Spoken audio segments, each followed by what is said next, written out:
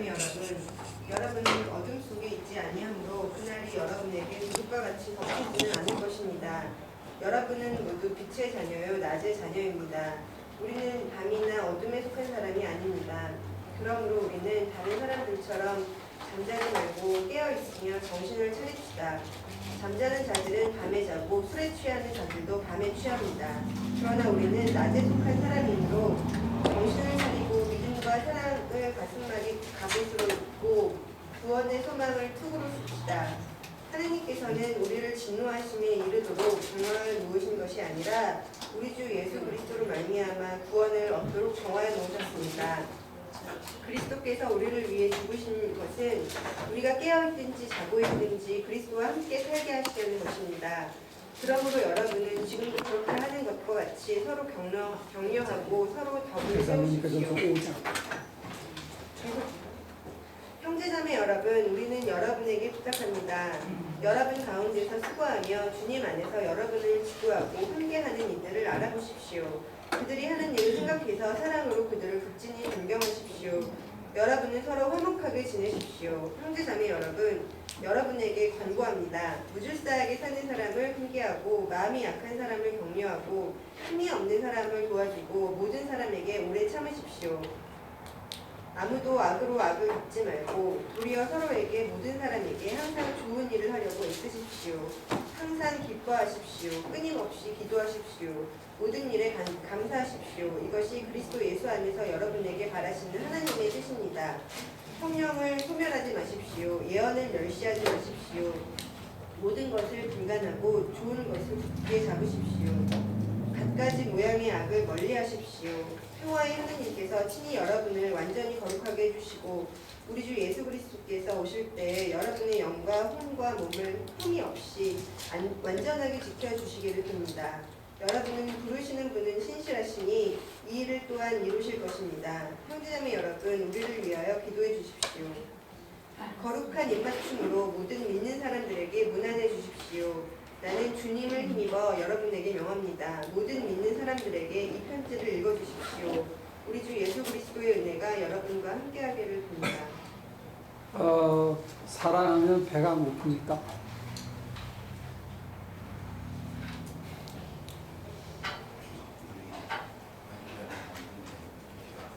어떤 것 같아요?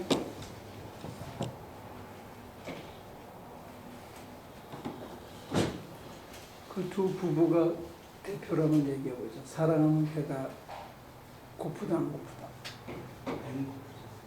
배는 고프다. 저는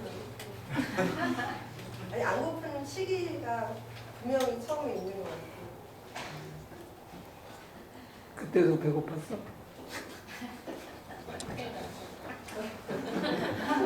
굉장히 논리적인 사람이야. 여기 감성적인 사람이야. 그 두 집은 어땠어? 뭐 덥거나 춥거나 하진 않은데 배고픈 거는 더 배고픈 것 같아요. 저 그전에는 별로 허기를 느끼지 못하다가 이렇게 만나고 나면 더 배고픈 것 같아요. 먹을 거로 보였나? 이렇게 뭘 같이 먹고 싶다든가 그래서 그런 것 같아요. 거기는 어땠어요? 사랑을 안 했어요. 미리 도망가지 말고 말할 기회를 주세요. 저희가 너무 어렸을 때 만나가지고요.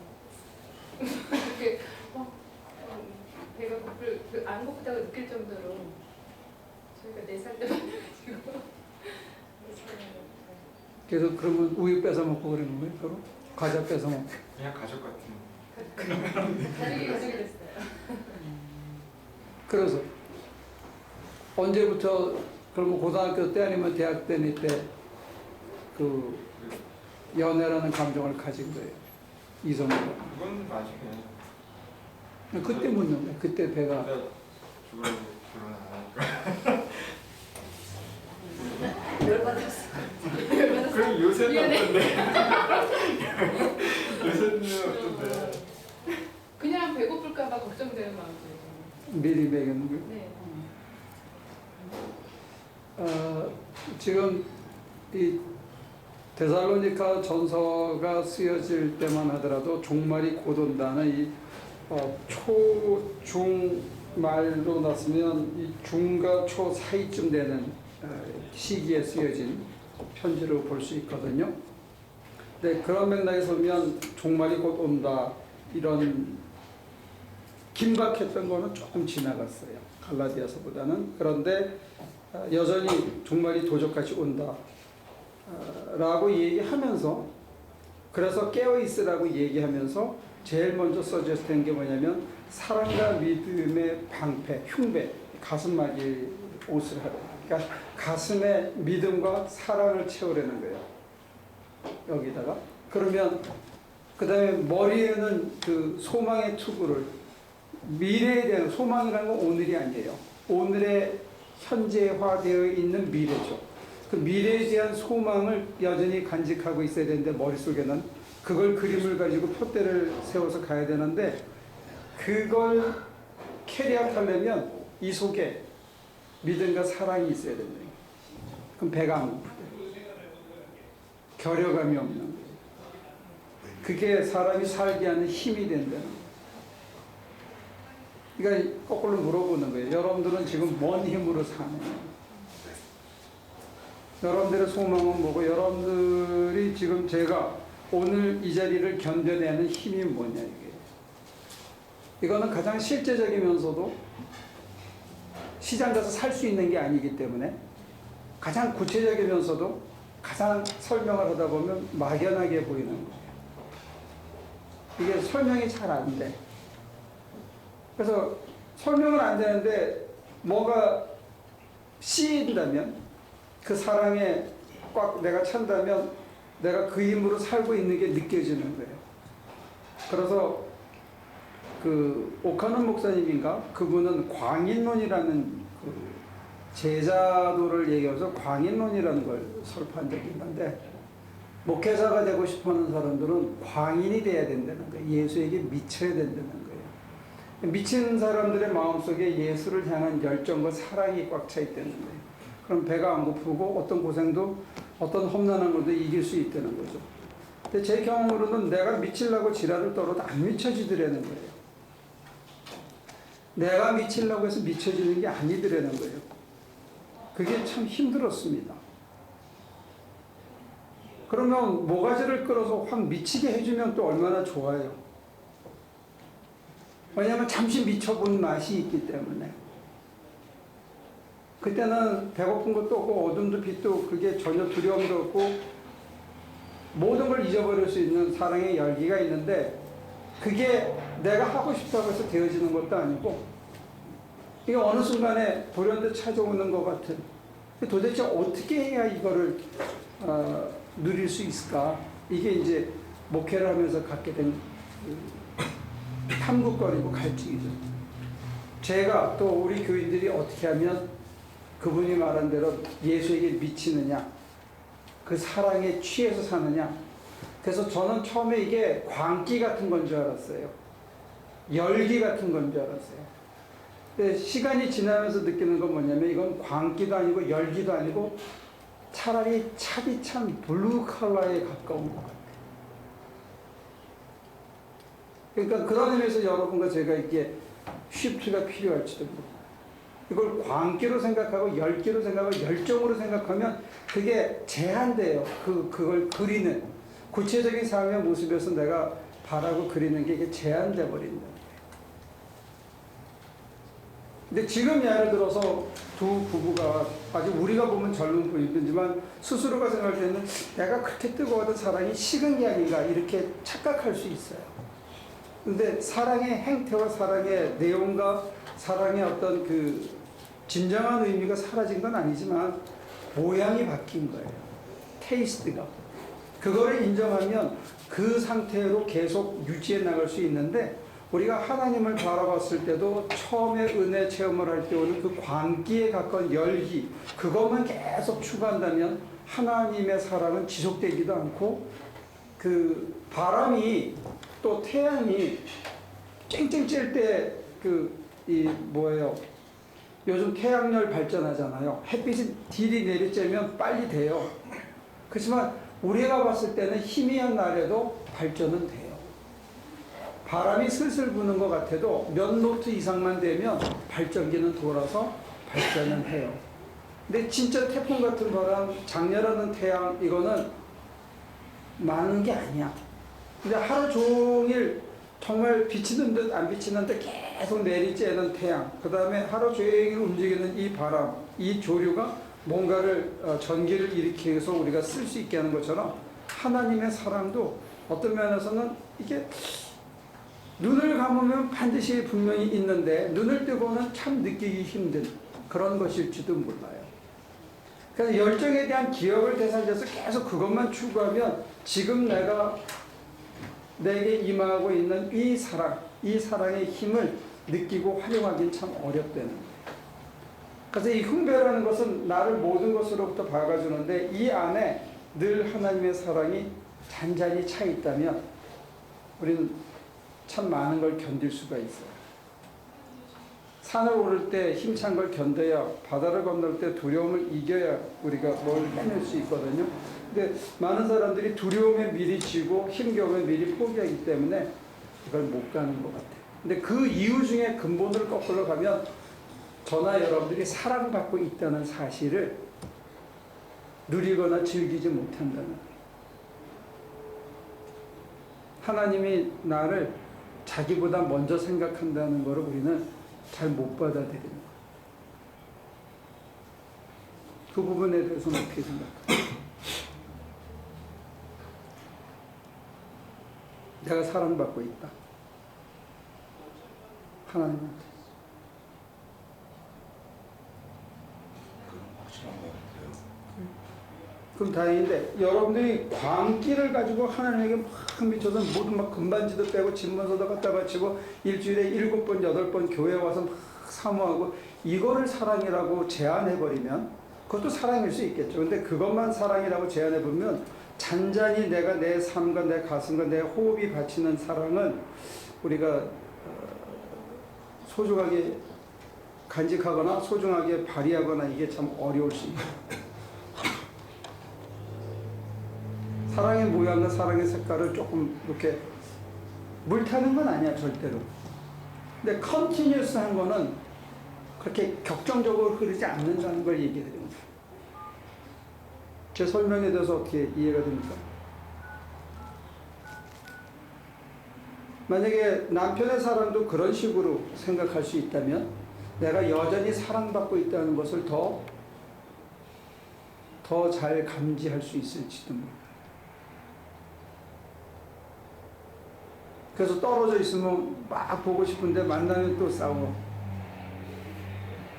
그거는 뭐냐면 그 열정을 사랑으로 혼동하기 때문에 그런 게 아닌가 싶어요.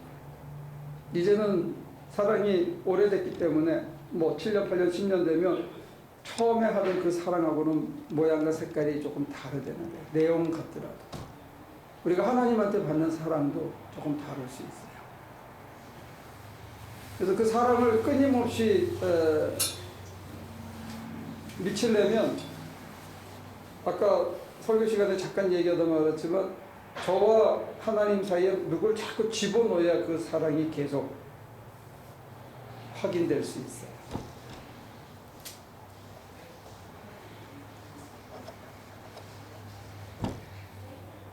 그래서 하나님께서 가끔은 진짜 꼴같지 않은 사람, 꼴배기 싫은 사람, 하기 싫은 선교도 감당하게 하실 때도 있다는 거예요.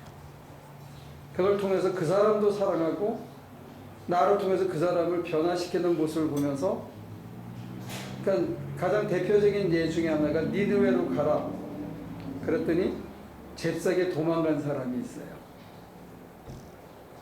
근데 다시 돌아가서 선포하면서 결국은 하나님이 어린아이 하나까지 사랑한다는 걸 깨달으면서 투덜대는 그런 요나라는 인물을 통해서 우리에게 일깨워 주시는 게 그런 것 같아요.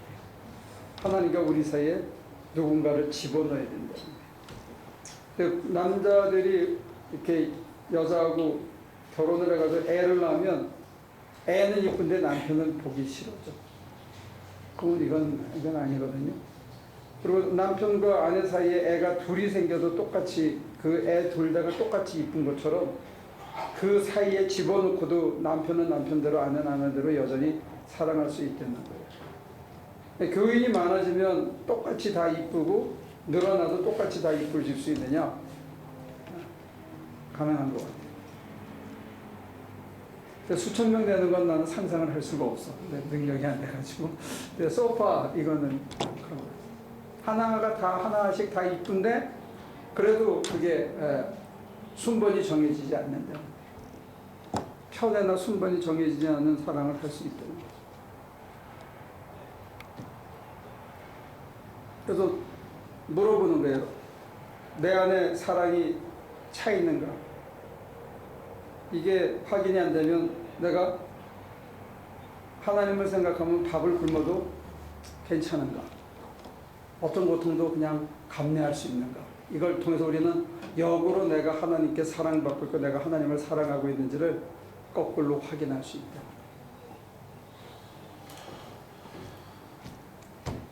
그러면 견디는 거하고는 무슨 상관이 있어요? 하나님의 사랑을 아까 요셉이 감당하기 힘든 거를 감당했을 때 하나님이 사랑하셔서 그런 걸 감당하게 하신 거잖아요. 그렇지만 그거를 못 느끼고 그냥 견디기만 하는 거예요. 그렇지만 바울은 여자들 얘기 되죠. 여자들은 억울하지만 않으면 견딘대요. 자기가 사는 게 억울하지만 않으면. 근데 남자들은 사는 게 억울하면 나가서 딴짓을 하거든. 바깥에 외향적인 동물이기 때문에. 나도 남자들 남자는 나빠. 하여튼 잠깐 접고 현실의 얘기에서 또 우리 한 칸 갑시다. 바울은 자기 몸을 불사르게 내어줄지라도 사랑이 없으면 아무것도 아니래요. 아무리 견뎌도 그냥 아무것도 아니래. 그래놓고 금방 뭐라 하냐면 사랑은 오래 참고 사랑은 모든 것을 바라고 모든 것을 견디고 모든 것을 참아내고 모든 것을 덮어줘. 이게 사랑이래요. 그러면 똑같은 사랑을 얘기해놓고 하나는 자기 몸을 불사르게 다 중간이에요. 그래도 그건 그냥 그렇게 할 수 있다는 거야. 사랑 안 하거든. 근데 사랑은 뭐냐 했을 때 모든 걸 덮어주고 모든 걸 견디고 모든 걸 바라고 모든 걸 참아내는 게 사랑이래요. 근데 지금 데살로니가 전서 우리가 읽은 이 5장에서도 보면 윤리적인 얘기를 12절부터 14절까지는 윤리적인 얘기예요. 세상살이에서 사랑과 대하는 대인관계에 대한 얘기를 하는데 항상 좋은 일하고 하려고 애쓰고 그러라는데 그게 어떻게 해서 내가 견딜 수 있느냐? 그게 16절부터 나와요. 16절부터 읽어보실래요? 항상 기뻐하십시오. 끊임없이 기도하십시오. 모든 일에 감사하십시오. 이것이 그리스도 예수 안에서 여러분에게 바라시는 하나님의 뜻입니다. 우리는 여기까지만 읽어요. 항상 기뻐하라. 범사에 감사하라. 쉬지 말고 기도하라. 요것만 이제 소위 성경의 가장 중요한 기절이라고 생각하는데 항상 기뻐 안 돼요. 쉬지 말고 어떤 놈이 기도를 해요? 그거 안 돼요. 범사에 감사할 일이 뭐가 있어요? 승질 나는데. 이게 안 돼요. 이게 하나님이 명령하신 거니까 내가 명령을 지키려고 노력을 해봐요. 됐다 안 됐다 끊어졌다 이어졌다 그래요. 안 돼요. 근데 그 다음 기절을 안 읽어서 그런 거예요. 성령을 소멸하지 마십시오. 예언을 멸시하지 마십시오. 모든 것을 분간하고 좋은 것을 굳게 잡으십시오. 갖가지 모양의 악을 멀리하십시오. 평화의 하느님께 친히 여러분을 완전히 거룩하게 해주시고 우리 주 예수 그리스도께서 오실 때에 여러분의 영과 혼과 몸을 흠이 없이 완전하게 지켜주시고 23절 때문에 되는 거예요. 23절 때문에 되는데 23절 때문에 되려고 그러면 19절과 20절이 중요해요. 성령이 친히 이끄시고 또 말씀을 통해서 말씀을 전하는 자와 성경을 통해서 또 어떤 때는 직접적으로 말씀을 주시면 이걸 담지해서 그걸 소멸하지 않고 그가 이끄시는 그 말씀이 살아있을 때 항상 기뻐하고 범사에 감사하고 쉬지 않고 기도할 수 있게 되는 거예요. 그게 하나님의 은혜라는 거예요. 내가 하려고 발버둥 쳐서 되는 일이 아니더라는 거예요. 아까 우리가 얘기한 그 흉배, 갑옷, 가슴막이 갑옷, 믿음과 사랑의 가슴막이 갑옷, 구원의 투구, 구원의 소망을 투구를 했는데 그게 어떻게 되느냐? 그게 10절 때문에 되는 거예요. 10절을 보고. 그리스도께서 우리를 위하여 죽으신 것은 우리가 깨어 있든지 자고 있든지 그리스도와 함께 살게 하시려는 것입니다. 그리스도와 함께 살고 있다는 게 감이 와야 돼요. 이게 제일 안타까운 게 뭐냐면 제가 무슨 말을 하면 여러분들은 야단치거나 여러분들은 열등생입니다 이런 식으로 말이 들려요? 좀 그래요? 내가 말투가 더럽네 그러면. 이게 선생님을 오래 해서 그런가 보다. 이게 나쁜 거예요. 그럼 내가 진짜 사과해요. 나는 전혀 그런 의도가 있거나 무슨 평가하거나 여러분들이 야단치거나 너 왜 못해 이런 게 아니거든. 왜냐면 여러분들이 없으면 난 실업자가 되잖아. 현실적으로. 그리고 이걸 듣겠다고 와 있는 게 얼마나 소중하고 나한테 얼마나 고마워요. 열받을 거 아니야. 더워서 그래. 아니 그래도 나는 지금 26부터 예수를 믿고 바로 신학교를 갔으니까 지금 33년을 내가 공부를 했거든. 거의. 이것만 공부했단 말이야 내가. 그리고 이게 현장에 어떻게 쓰이는가 해서 10몇 년을 또 나가서 노동도 치면서 이게 진짜 맥히는 건지를 내 몸에다가 새겨보게 했는데 이거를 들어주는 사람이 이렇게 밥 먹고 피곤한 시간에 안 졸고 버티고 들어주면 나한테 얼마나 여러분들이 소중해요. 게다가 수요일까지 나와봐. 눈에 넣어도 안 아프지 내가. I'm so serious. 그런 거야. 학교는 무슨 졸업장을 따려고 한다든지 성적 때문에 나온다고 하더라도 여러분들은 뭐 성적표가 있어 졸업장이 있어 아무 그게 없잖아. 그냥 오는 거잖아요. 그지? 그럼 내가 여러분들이 얼마나 이쁘겠어. 근데 내가 왜 여러분들이 안 왔지? 근데 안타까운 건 있지. 뭐가 안타깝냐? 자나 깨나 밤이나 낮이나 특히 밤에 유혹이 요즘은 낮술에 취해서 다니는 놈도 있으니까 주차장에 가보니까 낮에도 약 먹고 정신 간 놈들도 있던데 옛날에는 그러지도 않았나 봐. 주로 밤에 한 모양이야. 근데 밤에 조심해라 하면서 이제 이분법적으로 영지주의적인 설명을 낮과 밤의 대칭으로 설명을 하고 있는데요.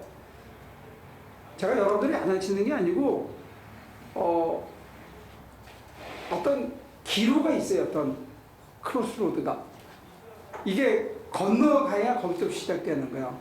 그러니까 신앙의 루비콘이 뭐냐면 이걸 건너가야 되는데 이게 뭐냐면 내 뼈 하나하나가 내 살 하나하나가 내 세포 하나하나가 그가 나랑 함께하고 있다는 게 느껴져야 돼.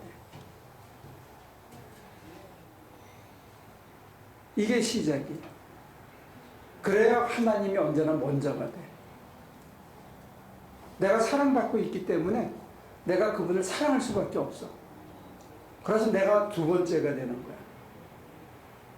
사랑의 눈물 때는 언제나 네가 먼저야. 네 좋은 거 하자는 대로 내가 따라갔어. 그래서 억울하지가 않은 거야. 지금 사랑이 좀 식었다고 착각하고 있는데 사랑의 모양이 바뀌었다고 생각하지 못하고 식었다고 생각하고 있는데 자꾸 나한테 뭘 시켜. 지는 꼼짝도 안 하고 나한테 뭘 시키는 것 같으면 내가 억울해지는 거야. 계속 억울해지고 계속 참아야 되고 계속 분한 거야. 근데 이게 자발적으로 목사나 선교사들이 번아웃 하는 게 이거예요. 사람들한테 그렇게 요구당한다고 생각하기 때문에 번아웃 하는 거야. 커스터머한테도 클라이언트한테도 그렇게 느낄 때가 와요. 내가 받은 것 이상으로 계속 뭔가를 니들을 채워줘야 된다 그러면 그게 사랑이 식은 거야. 그 사람을 사랑하면 그 사람이 나보다 먼저가 되거든요. 나도 목회하면서 그런 적이 있어. 나는 완전히 쏟아내가지고 지금보다 더 열정적으로 강의하고 말씀 전하는데 다 끝나고 이제 뻗어있는데 우리 전도사님이셨거든. 그때 목사님이 신방 가야 된다. 그러면 막 얼마나 미운지 몰라. 나는 그때 내가 먼저지. 내가 완전히 이게 진이 빠졌는데 또 누구를 찾아가자 그러면 교인이 두 번째인 거예요. 내가 첫 번째고. 근데 이거를 회개하기까지 나 오래 걸렸어요. 아이고 그러시네. 예? 진짜였네. 죄송해요. 근데 교인이 두 번째면 내가 먼저면 교인을 찾아가는 게 힘들어. 근데 교인이 먼저면 내가 찾아가는 게 힘이 들더라. 몸뚱아리 땀이 안 나거나 혀가 빠지도록 기운이 안 빠지는 게 아니고 힘이 들더라, 마음에. 그리고 육신이 그것 때문에 견딜 수가 있게. 억지로 참는 게 아니고 내가 몸은 똑같이 힘든데 마음이 힘들진 않아서 그걸 견딜 수 있는 거예요. 그게 뭐냐면 그 사람이 나보다 먼저여야 돼. 내가 죽어야 돼. 근데 이게 사랑이에요. 근데 이 사랑은 우리한테서 나오는 게 아니고 그가 내 안에 함께 계시다는 게 감이 잡히면 그분 안에서 생명수가, 사랑의 힘이 끊임없이 나오더라는 거예요. 그 힘으로 내가 사는 거야. 남을 사랑하면서 그 사랑에 취해서 내가 살아. 그래서 딴짓을 안 해도 행복해. 딴짓을 안 해도 인생이 지루하지가 않아. 왜? 그 사랑의 힘 때문에 살고 있기 때문에. 그게 약해지면 사람은 딴짓을 해야 돼. 골프를 친다든지 하다못해. 아니면 술이라도 한잔 먹고서 약간 비몽사몽에 살든지 이런 게 있어야지. 아니면 뭐 쇼핑을 가가지고 막 정신없이 뭘 사면서 거기에 핵 빠지든지 이런 재미가 없으면 사는 게 재미가 없어져요. 쇼핑을 안 하고 술, 담배를 안 하고 나쁜 짓을 안 하고 연애질을 안 하고 안 해도 재밌어야 되는 건 내 안에서 그가 나 속에 있다는 거. 그리고 그분의 사랑이 다른 사람에서 흘러나가는 걸 내가 덧먹는 거야. 상을 차려서 접대하다 보면 드세요 드세요는 나는 입맛이 많이 떨어졌어. 왜? 반찬 마련하느라고. 근데 어떤 때는 자기가 해놓고 먹으면 어쩜 이렇게 맛있어 할 수도 있잖아요. 근데 나는 덤으로 먹는 거야. 그래서 제가 안타까운 건 그거죠. 자나 깨나 밤이나 낮이나 여러분 속에 그가 내 안에 계시다는 걸 감을 잡으려는 거야. 이게 감이 와야 돼. 그리고 두 번째, 그 감에서 흘러나오는 사랑의 물에 취해야 되는 거야. 그런 사랑의 물에 취하지도 않고 뭐 쇼핑을 하다거나 나쁜 짓을 한다거나 이런 것도 안 하고 그렇지만은 그런 것을 느낄 수도 없고 그러는 삶도 있잖아요. 그렇게 사는 사람도 있지 않을까요? 그러면 사는 게 참 힘들죠.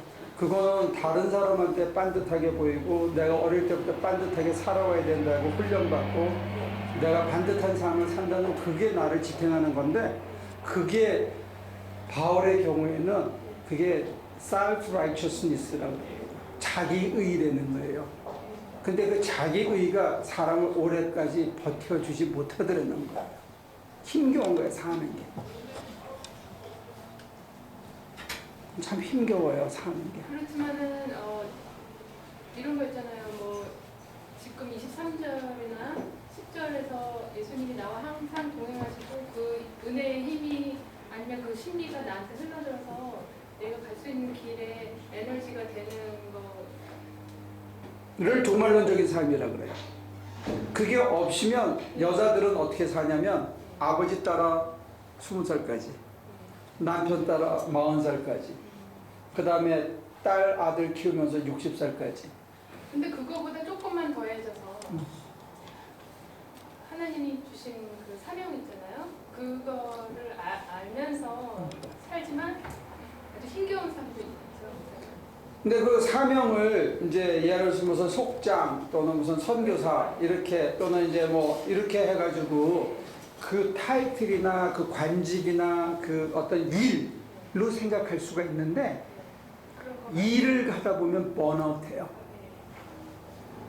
근데 하나님이 우리 각자에게 준 것은 모양이 다 다를 수 있지만 주신 사랑을 전달하면서 그 사랑과 사랑 사이에 수많은 사람들을 계속 넓혀가는 것. 그게 우리에게 주어진 사명이 되는 거죠. 사명을 감당하면서 내가 사랑에 취하는 거예요. 그리고 사랑이 식지 않는 거를.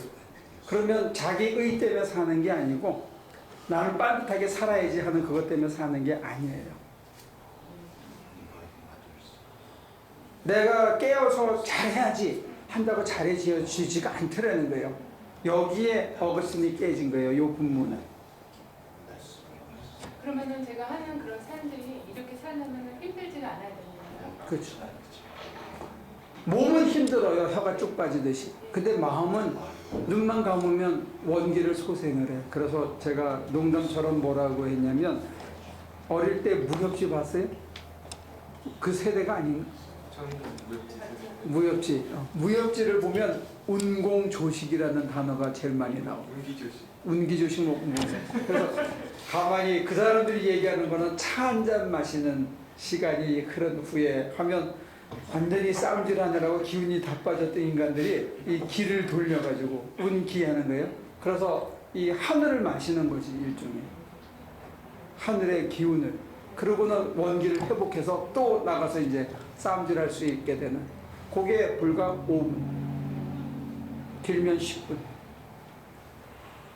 근데 내가 감이 살아있으면 점심을 먹고 지쳐서 하나님을 바라보면서 10분 안에 오전 내내 지쳤던 힘을 회복하고 그 다음에 저녁에 돌아와서 소파에 앉아가지고 10분 15분을 하나님을 사모하면서 점심 내내 이후로 지쳤던 그 몸과 마음을 추스릴 수 있게 되는 거예요. 그 추스릴 수 있으려면 그 사람들 표현대로는 기가 도는 거를 자기가 느껴내고 우리식으로 표현하면 내 안에 계신 그분이 나를 여전히 감싸주시고 여전히 나를 믿어주시고 나를 여전히 사랑하시고 아니 그런 추상명사나 간접어가 아니고 즉자적으로 그가 내 안에 충만히 펼쳐나가는 걸 우리가 감지할 수 있어야 그 힘을 회복한다는 거예요.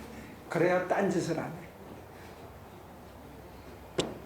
그 힘으로 우리는 산다는 거예요. 그게 성령을 멸시하지 않는 거고 살아있는 말씀을 내가 받아들이는 거예요. 소중하게 여기는 거예요. 그때 내가 지쳐있을 때 예를 들어서 내 안에 계신 주님이 너 힘들지?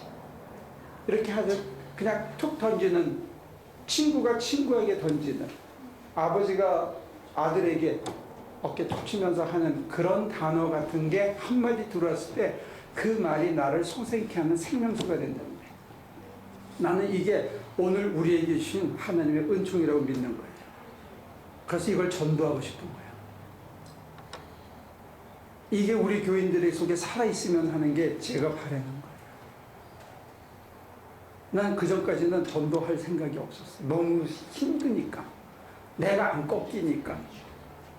근데 뭘 전도하냐면 나는 안 꺾이는데 내 속에 살아있는 그 말씀 한마디가 그 다음에 내 속에 움직이는 그 기운이 나를 정신 차리게 바로 쓰게 하나님에게 제대로 가게 힘 주시더라는 거예요. 그러면 사는 게 억울하지가 않아요. 억지로 참는 게 아니더라는 거예요. 그러면 이제 현장에 나가서 어떻게 되냐면 하나님이 내 성품을 하나님의 성품으로 변화시켜 가고 계시구나 하는 걸 조금씩 감지하기 시작하는 거예요. 그래서 이전에 좋던 것들이 이제는 별 게 없어. 근데 그거를 바라볼 수 있는 안목이 변하고 내 테이스트가 변하고 자연이 어느 순간에 보면 조금씩 빛의 갑옷으로 옷을 갈아입히시는 은총을 체험할 수 있다는 거예요. 그게 나로 살게 해주는 힘이라는 거죠. 이게 나가 보면 종교의 힘이에요. 우리 기독교의 위대한 힘이에요.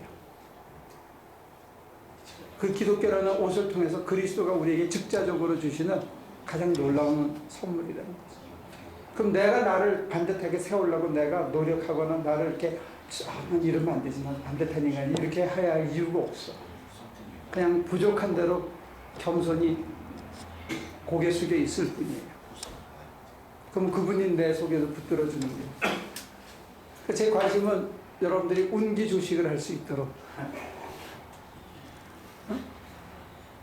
그럼 가리키잖아. 이렇게 해가지고 돌게 단전에서부터 이렇게 해가지고 내공이 있어요. 이렇게 돌아야 되는데 이건 내공이 아니고 그냥 나는 값없는 죄인입니다 하는 진솔한 고백만 있으면 되는 거야.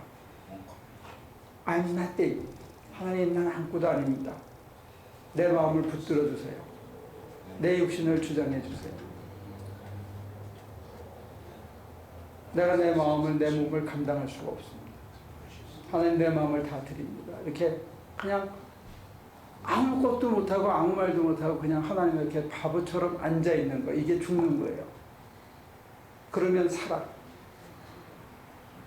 그가 내 안에서 다시 사는 게 느끼면서 완전히 지쳐서 탈진한 것 같은데 다시 일어설 수도 있고, 흐트러졌던 마음의 중심이 그러면 사는 게 하나도 안 오고 그래. 이게 얼마나 기쁜 소식이에요. 만약에 그게 된다, 내 말이 진짜라면 기쁜 소식이잖아, 그지? 억울할 게 하나도 없는 거지. 아, 하나님 보냈었는데, 아, 저놈을 통해서 내가, 아, 내 마음에 관용을 가리키시는군요. 아, 사람이 다 생긴 게 다른데, 아, 이놈도 필요하고 저놈도 필요하고 다 필요한 거였군요. 그러면 다시 볼 수 있지. 얄미로운 놈이랑 같이 일하는데 그걸 계속 얄미로운 걸 참으면 위장장애 걸리거든. 고혈압이 걸리거나. 그래서 그거를 하나님이 지금 내게 뭘 하시려고 이러시는구나. 내 성품을 이렇게 파내시는구나. 그러면 또 감사한 거죠. 의아하게 들리나?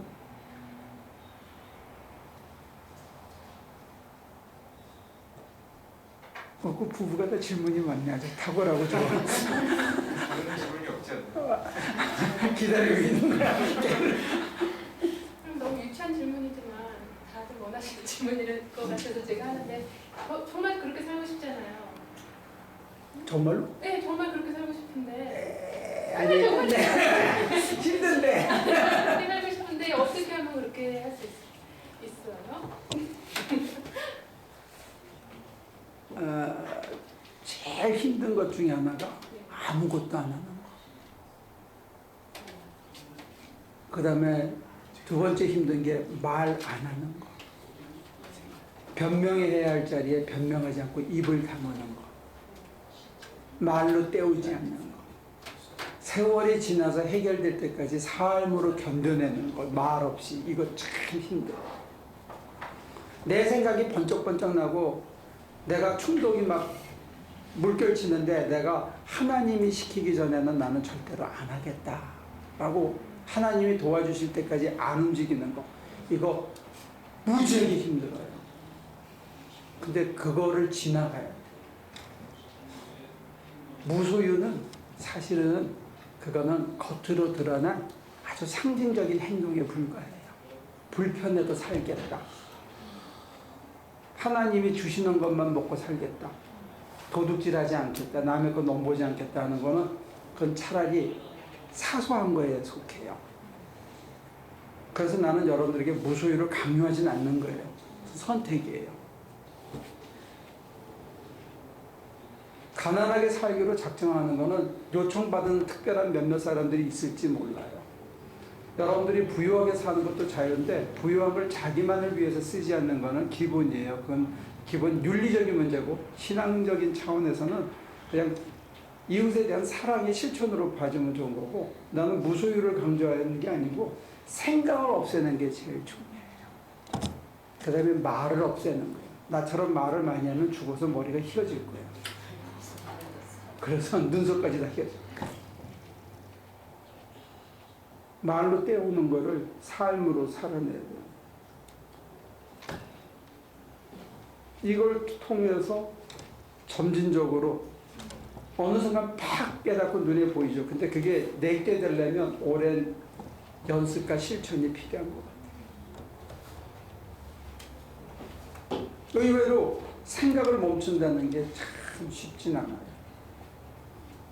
이것저것 생각이 나고 궁리가 나고 이게 좋겠다 저게 좋겠다는 거를 하나님께서 결정해 주시도록 내가 멈춘다는 게 상당한 훈련을 필요해요.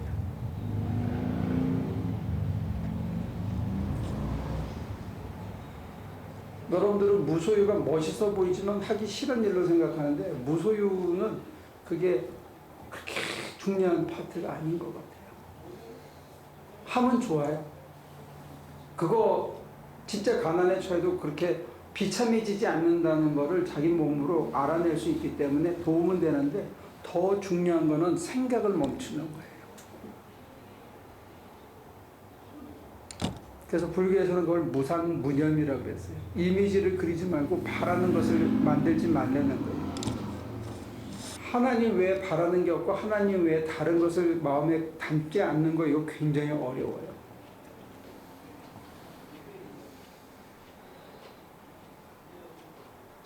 그래서 하나님 주신 게 아니면 내가 꿈도 꾸지 않고 먹지도 않고 탐도 안 나겠다고 생각해요.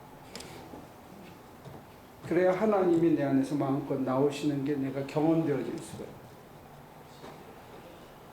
이게 어려운가? 무상무념? 그리고 하나님의 말씀 외에는 내가 입에 담지 않겠다는 거예요.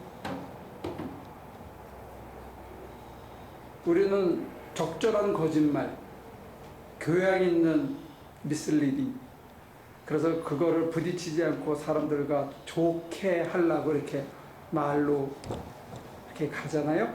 근데 이게 자기를 죽이는 거야.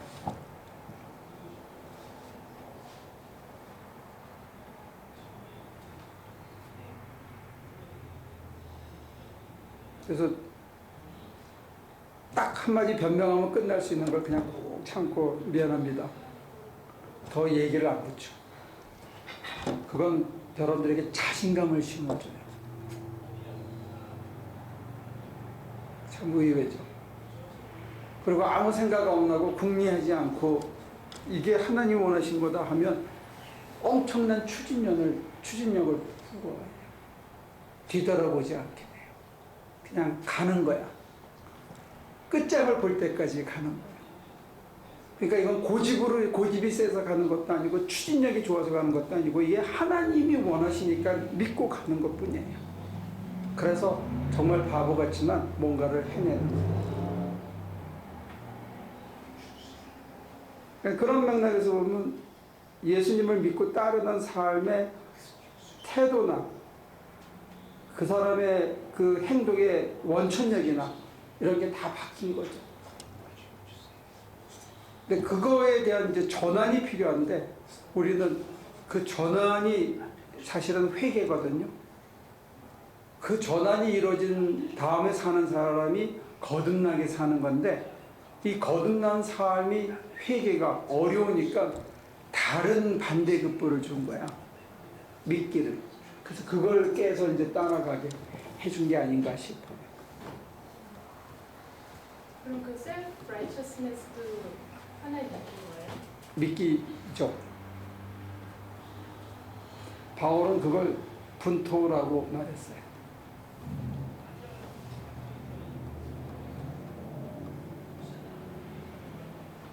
그걸 율법이 주는 해악으로 봤어요. 그게 의에 이르지 못하고 구원받는 거에 이끌어주지 못하더라고요. 은혜를 패하는 거더라고요.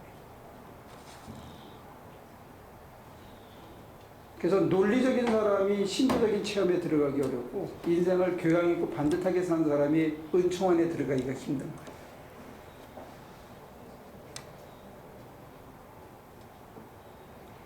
그래서 좀 질질거리고 코도 질질거리고 막 말도 허하고 털푸덕 앉을 때마다 주여 일어날 때 주여 하는 좀 팔푼이 같은 아줌마들이 은혜를 더 잘 받는 것 같아요. 자기 프로텍션이 약하기 때문에.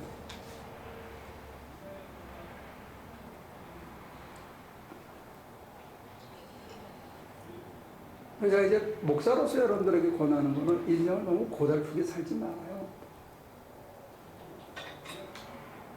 너무 이렇게 많이 남은 게 아니거든.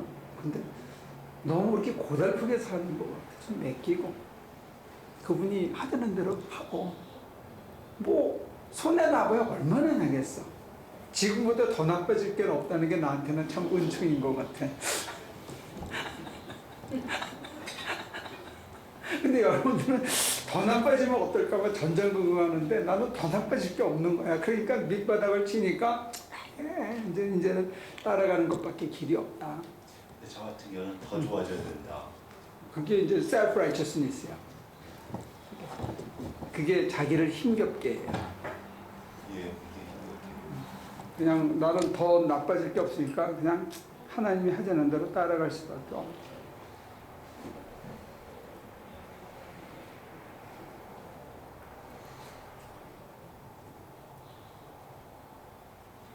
그래서 이상하게 기독교는 꼭 가장 밑바닥 하류층에게 파고들어서 상류층으로 올라가는 종교였어요. 선교 역사를 보면. 더 잃어버릴 게 없는 패러다임 안에서 변방의 마지널로 살던 마지널리티 사람들이 나중에 그 사회의 구심점이 돼요. 이화여대의 시작이 고아와 기생였대잖아요. 배작금도 마찬가지죠.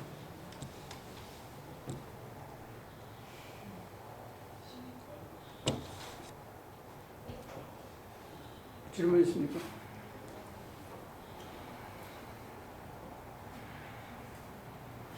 아까 좋은 질문을 해줬는데 내가 굉장히 여러분들이 생각할 때는 좀 황당한 대답을 해줬는지 모르지만 자기 생각을 내려놓는 거, 가만히 앉아있는 거, 변명해야 될 때 그냥 입 다물고 아무 말 안 하고 멈추는 거, 이게 하나님의 내 안에서 마음껏 역사하시는 전초가 된다는 거.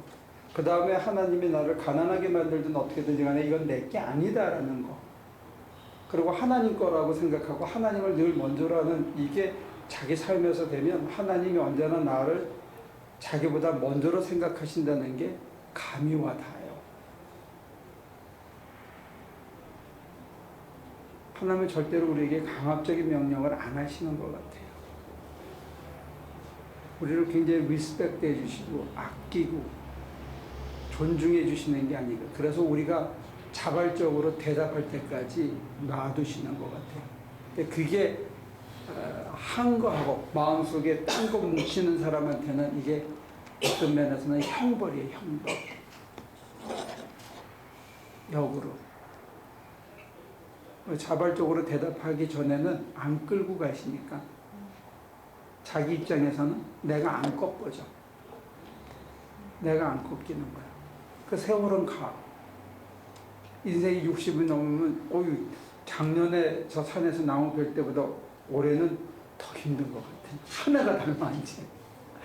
10년 전에는 내가 체인소, 그 들지도 않는 체인소를 들고 막 해치고 쫙 안에까지 길을 만들었어요. 우리가 완전히 잡초가 엉겨져서 머리가 들어가지도 않고, 제가 해치고 가면 장로님이 막 불러 저를 안 보이니까 목사님 어디 계세요? 그러면 높은 데 가서 막 손을 흔들어 손끝만 보이는 그렇게 정글의 정글. 그거를 전도사 셋이서 막 치고 곡괭이로 해가지고 끌고 갔는데, 그리고 그 다음날 또 일하러 갔지. 어쩌나 내년엔 더 힘들까, 그지? 네, 좀 이렇게 사이사이에 남자들이 들어야 좀 할 텐데. 그러네. 그 얘기는 여러분들이 돌이킬 기회가 많지가 않아. 지금처럼 잃을 게 더 없을 때 못 만나면, 가진 게 많아지면 참 만나기 힘들어.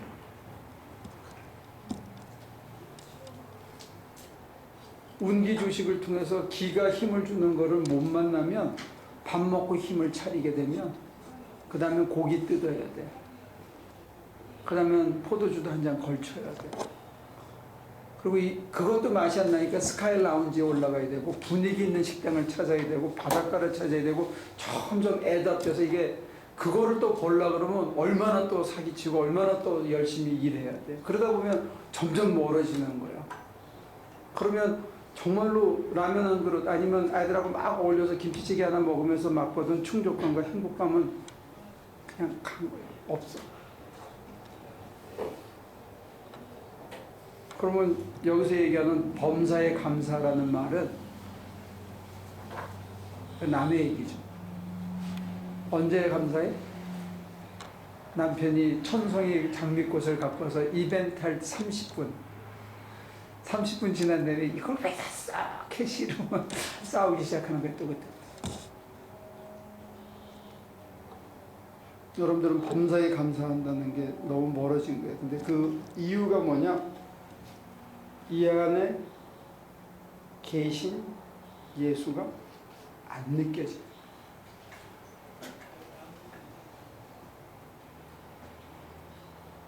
사실은 이론 공부가 중요한 게 아니거든요. 왜 이론을 자꾸 가르치냐면, 여러분들이 감을 느꼈을 때 점치러 다닐까봐 그거 막으려고 계속 이름을 얘기해 줘요.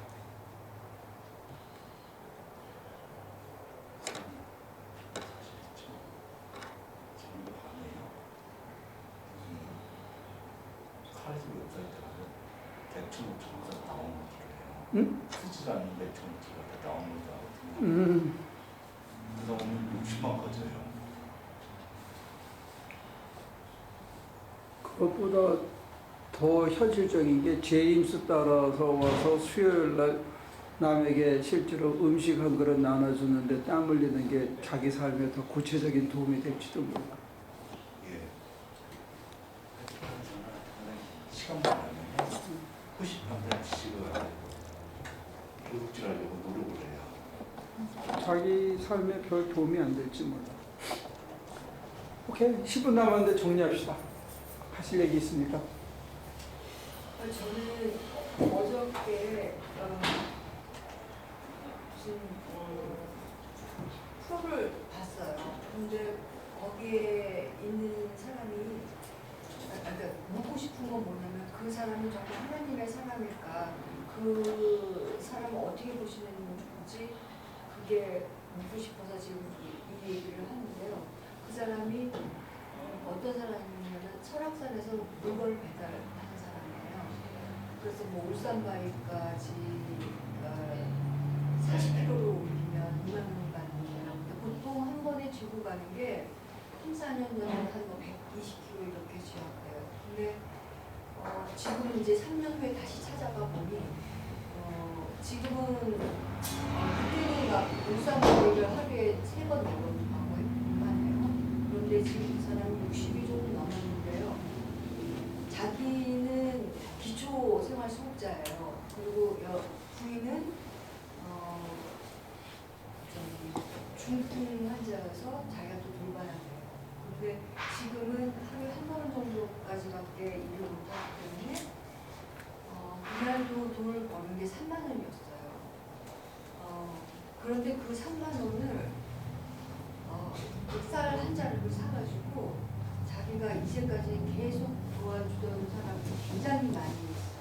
그래서 쌀 한 자루를 사서 그 독거노인을 이제 갖다 주고 자기는 이제 4,000원 원을 남기고 간 거예요. 그래서 이제 그 PD가 물어봤어요. 왜 이렇게 하세요? 그러니까 나는 너무 돈을 힘들게 벌어서 내가 너무 힘이 들다고 그렇게 사는 오르락내락 하니까 힘이 들게 벌었기 때문에 도저히 나를 위해서 돈을 쓸 수가 없다고 힘든 사람을 줄 수밖에 없다고 이렇게 말을 했고요. 그 사람이 교회 다니는 사람 같지는 않았고요. 통장에는 보니까 딱 20만 원이었어요. 그래서 자기가 이 일을 아직은 할 수 있어서 감사하고 조금 더 있으면 못할 정도니까 이렇게 얘기를 했거든요. 근데 그 사람이 원래 마음이 그렇게로 따지면 정말 되게 정말 하나님이 시키는 일을 한 사람인 것 같은 생각이 들었거든요. 근데 그 사람이 실제로는 하나님을 아는 사람 같진 않았는데 그런 사람들은 어떻게 글쎄요. 좋은 사람 같으네요. 근데 이제 우리가 가는 길은 어쩌면 자기 스스로 결심해서 이게 참 좋은 일이다. 그리고 그걸 줄 때 사람들이 반기고 밥 한 공기 먹는 거 보면서 거기서 사랑을 느껴서 이렇게 가고 하는 거를 뭐 어떤 신학자들은 익명의 그리스도인 가을나느 같은 사람들은 그렇게 이름을 붙이고 그랬는데 저는 개신교 목사로서는 그렇게 할 수 있는 사람들은 참 훌륭한 사람이고 좋은 사람이지만 우리 개신교인들이 가는 길은 자기 힘으로 할 수 없는 사람들, 그게 안 되는 사람들을 위한 길, 이게 우리 기독교인의 길이다. 저는 그렇게 고백해요. 나는 내 힘으로는 내가 그런 일을 석 달 이상 못할 것 같아. 그리스도가 내 안에 계셔서 도와주셔서 같이 가면 3년도 하고 30년도 할지 몰라도 내 힘으로 그런 걸 하라 그러면 난 3번 이상 안 할 것 같아. 그러면 그 사람은 자기의 마음으로 했다는 뭐 천지신명에게 빌었는지 어땠는지 모르지만 적어도 우리 개신교가 따라온 그 스키마하고는 안 맞는 것 같아요. 그러니까 개신교의 장점이면서 어떤 독특성은 뭐냐면 아까 우리 이효선 선교사 왔었잖아요, 그죠? 같이 하얀 잠바 입고 와서 같이 제 옆에서 같이 식사하신 분. 나는 그 교회 지어주면서 속으로 갈등한 적이 있어요. 우리 교회는 돈이 없는데 돈을 내야 됐어. 이거 어떡하나?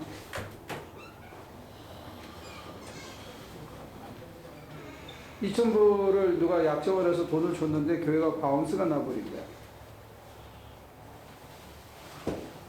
그러면 어떻게 해야 돼? 받아다가 교회를 메꿔야 돼요? 줘야 돼요? 여러분 같으면 어떻게 해요?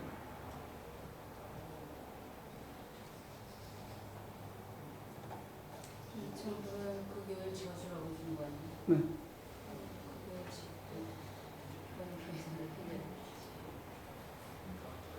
아니 교회 당장 바운스 났다고 연락이 왔으면 어떻게 해야 되냐?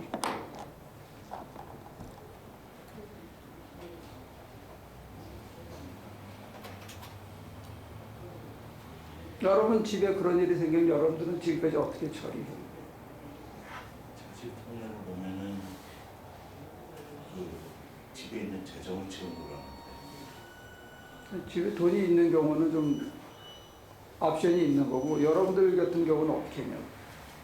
누굴 도와주기로 했어. 줬어. 근데 내가 바운스가 났어. 근데 도와주려고 가던 길에 그 체크를 들고 은행을 맺고 아니면 줘.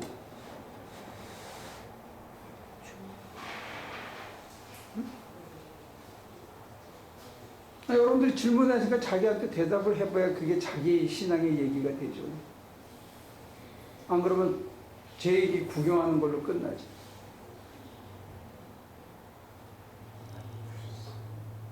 일단은 바운스가 어디서 메꿀 장소가 도저히 없으면 일단 급한 거부터 갖다 바운스를 메꾸고 그 다음에 이제 그거를 안 떼우는 게 아니라 그것도 그 다음에 해드리는 거예요. 네.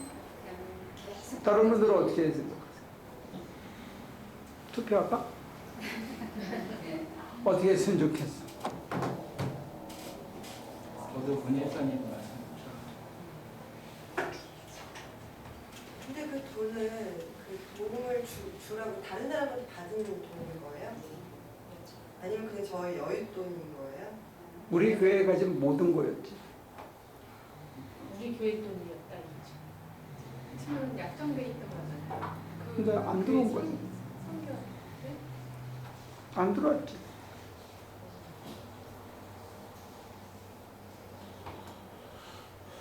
그게 제가 가진 돈이면 그 바우스 먼저 메꾼 것 같아요. 저는 기도해보고 말씀드리겠습니다. 그래서 하나님 안 말따라하시면 저는 철이 없으니까 그냥 줄 것 같은데. 그건 각자의 선택인데요. 제 경우는 어떡하죠? 라고 내 마음속으로 되뇌는데 제가 들었던 말씀은 인색하지 말라는 얘기였어요. 그래서 그냥 줬어요. 안 들어왔어요. 바운스가 났어. 기적같이 하나님이 중간에 메꿔주는 일은 없더라. 그래서 벌금을 50불인가? 얼마를 물었지. 왜 그런 얘기를 드렸냐면 하나님의 기적을 말씀드리려는 게 아니고 불과 1년 전에도 저도 이 말씀을 전하는 저도 갈등하더래요. 바로 그 사람한테.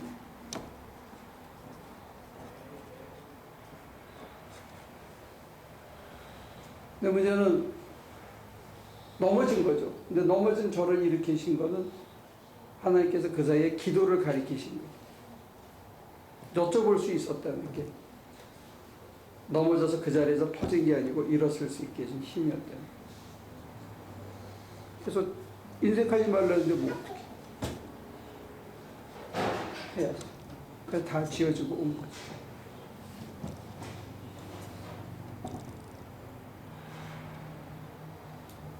여러분들 또 제가 3년 후에 또 그런 일을 겪으면 하나님께서 다르게 응답하실지 그건 몰라요. 똑같은 대답을 또 하지 않으실지 몰라요. 그런데 여러분들에게 그렇게 하실 때가 있다는 거예요. 근데 우리하고 하나님 사이에 그 사람을 집어넣지 않으면 하나님의 사랑이 소멸되는 것처럼 식어져 버려요. 그 사랑이 식어지면 사는 게 퍽퍽해집니다. 그 사랑의 힘이 있을 때 밥을 조금 덜 먹어도 잠을 덜 자고 운전을 하고 가서 몸뚱아리가 힘들도록 일을 해도 견딜 수 있게 되더라는 거예요. 그럼 그렇지 않으면 내가 뭘 했을까? 대단히 훌륭한 일을 했을까? 아니다. 그 시간에 딴짓하고 말았다. 별로 생산적이지도 않고 나한테 도움도 안 되는 일하고 끝났을 거예요. 우리가 하는 일이 사실은 사소해요. 뭐 큰 거창한 뭐 후보댐을 만들거나 그런 것도 아니에요. 그리고 그 마을 전체를 뭐 한순간에 바꾸거나 그런 것도 아니라는 거예요. 근데 지금 말씀하신 것 중에서 인색하지 말라라고 말씀하신 그런 느낌을 가졌다고 하셨잖아요. 근데 그게 정말 하나님의 말씀이지 않느냐. 목사님께서 지금 원래 갖고 계셨던 가치관이 주관이나 어떤 생각과 합쳐져서 이렇게 난 얄미워웠거든. 그러니까 이제 제가 훈련받은 건 뭐냐면 내 감정이나 내 생각이나 거슬리는 거룩한 부담감 일 경우에 나는 순종한다는 거예요. 그래서 그 거룩한 부담감이 목사님께서 연습해 오신 어떤 패턴에서 나온 게 아닐까라고 합니다. 거룩한 부담감이라는 거는 우리가 완전한 성자가 되기 전까지는 늘 거룩한 부담, 하기 싫은, 흔쾌히 대답이 딱 떨어지지 않는 그런 것일 경우가 많고, 그것이 하나님이 거룩하신가 우리가 여전히 부족하다는 것을 끝까지 알려주는 그런 게 아닌가 싶어요. 그래서 여러분들이 하나님의 예언의 말씀을 무시하지 말라고 여기 돼 있는데, 뭐를 들었을 때 귀에 솔깃하고 할렐루야 하는 얘기는 거짓말일 경우가 많다는 거예요. 그거는 내가 스스로 거룩하다는 얘기를 증명하는 거니까 그건 아직 아니라는 거지. 아, 이거다. 절대 아니라는 게, 그걸 감당할 수 있는 내공이 먼저 쌓여야 돼. 근데 만약에 저희 남편이 2,000불이 있는데 2,000불로 렌트도 내야 되고 학비도 내야 돼요. 근데 혼자 그런 인색하지 말라라는 뜻을 자기는 좀 거북했는데 그 말씀을 들은 것 같아서 남을 줘버리고 우리는 렌트도 못 내고 애 학교도 못 보내요. 그래도 그게 맞는 거예요? 그게 하나님의 뜻인 거예요?